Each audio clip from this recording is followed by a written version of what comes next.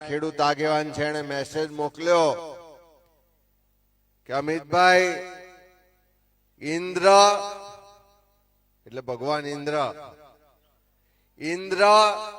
નરેન્દ્ર અને ભૂપેન્દ્ર ત્રણે ભેગા થઈને ખેડૂતોની આ પત્તર ઠોકી છે. હવે મારે એમને શું જવાબ આપવો?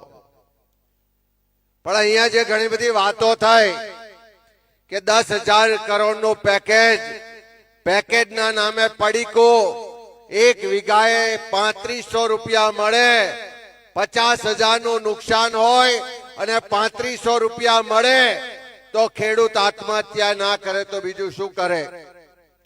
હમણાં દેશની પાર્લામેન્ટમાં જે પૂજાભાઈ ઓડિયો સંભળાઈએ વડાપ્રધાન નરેન્દ્ર મોદીની હાજરીમાં જે જવાબ અપાયા કે ગુજરાતના ખેડૂતો એ કેટલી લોન લીધી છે તો 50 લાખ કરતા વધારે ખેડૂતોએ 1.5 લાખ કરોડ રૂપિયાની લોન આજે ગુજરાતના ખેડૂતોએ લીધી છે.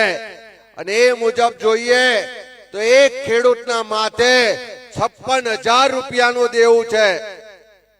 આ 56,000 ના દેવા વાળો ગુજરાતનો ખેડૂત જ્યારે મગફળી વાવે છે, કપાસ વાવે છે, ક્યાંક ડાંગર વાવે છે, તમાકુ વાવે છે, સોયાબીન વાવે છે અને કુદરત રૂઠે અને સંપૂર્ણ પાક બરબાદ થઈ જાય ત્યારે એની સામે એને 3500 રૂપિયા વીઘે સરકાર આપે છે.